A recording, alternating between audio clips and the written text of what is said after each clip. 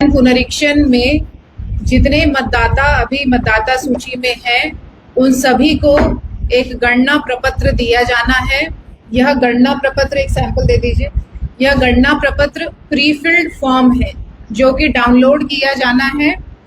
ये डाउनलोड मतदाता स्वयं कर सकता है अथवा इसको बीएलओ को भी हम लोग प्रिंट कराकर उपलब्ध करा रहे हैं ताकि बीएलओ घर घर जाकर इसे दें और उनसे डेटा भरवा करके इसको कलेक्ट भी करें। यदि आप इसको देखेंगे, ये गणना प्रपत्र का प्रारूप है।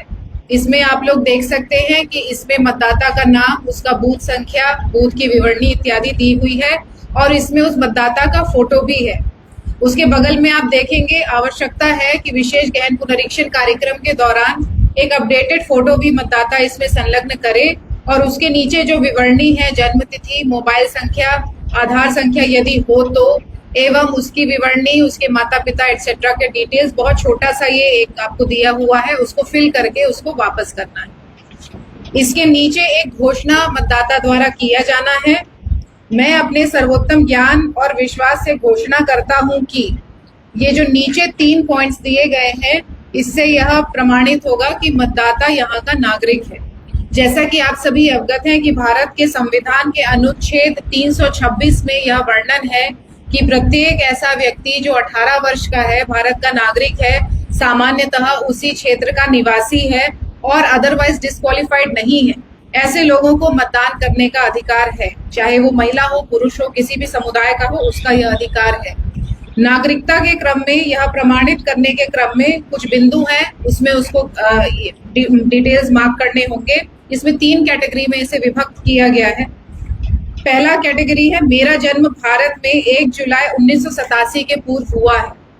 यदि कोई ऐसा मतदाता जिसका जन्म 1987 1 जुलाई के पूर्व हुआ है, उनको यह फॉर्म फिलअप करना है, गणना प्रपत्र, और इसके अतिरिक्त उनको एक दस्तावेज देना है। ये जो 11 दस्तावेज की सूची आप लोगों को यहाँ दिखाई दे रही है, उसमें से कोई एक दस्तावेज यदि वो उसमें संलग्न करते हैं, उसको अपलोड कर देते हैं अथवा बीएलओ को जमा कर देते हैं, तो उनका नाम जो ड्राफ्ट पब्लिकेशन है मतदाता सूची का 1 अगस्त को जो होने वाला है, उसमें आ जाएगा।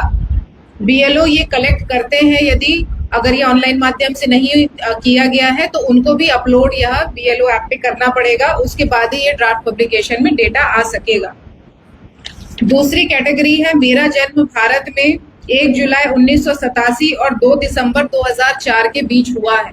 ऐसी परिस्थिति में उस मतदाता को अपना डिटेल देना है, एक दस्तावेज, और अपने माता या पिता किसी एक व्यक्ति का इन्हीं 11 दस्तावेजों में से एक दस्तावेज देना है, संलग्न करना है। तीसरी श्रेणी है, मेरा जन्म भारत में 2 दिसंबर 2004 के बाद हुआ है। ऐसी परिस्थिति में उस व्यक्ति को, उस मतदाता को अपना एक डॉक्यूमेंट, अपने माता का एक डॉक्यूमेंट, अपने पिता का एक डॉक्यूमेंट, अर्थात तीनों व्यक्ति का डॉक्यूमेंट इसमें संलग्न करना है और उसके बाद ये प्रपत्र उनको अपना हस्ताक्षर करते हुए बीएलओ को वापस कर देना है।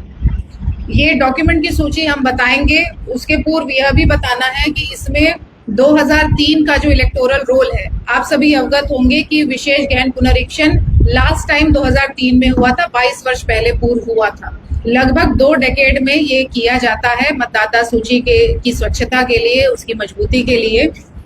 तो ये 2003 के इलेक्टोरल रोल में जितने मतदाताओं का नाम है, ऐसे मतदाताओं को केवल यह एन्यूमरेशन फॉर्म एवं उस इलेक्टोरल रोल में वो किस क्रमांक पे है, यदि वो लगा देता है उसका कॉपी, तो उसको और कोई दस्तावेज देने की आवश्यकता नहीं होगी। इसके अतिरिक्त यदि उस मतदाता, क्योंकि अभी ये पुरानी बात है, लगभग 38 साल हो गए, उनके बेटा बेटी जो भी उनके वंशज होंगे, वो भी अगर उस सूची को लगा देते हैं और वंशावली अपनी देते हैं कि ये मेरे माता पिता है जिनका ऑलरेडी मतदाता सूची में नाम था 2003 में, तो उनको भी और कोई दस्तावेज देने की आवश्यकता नहीं होगी।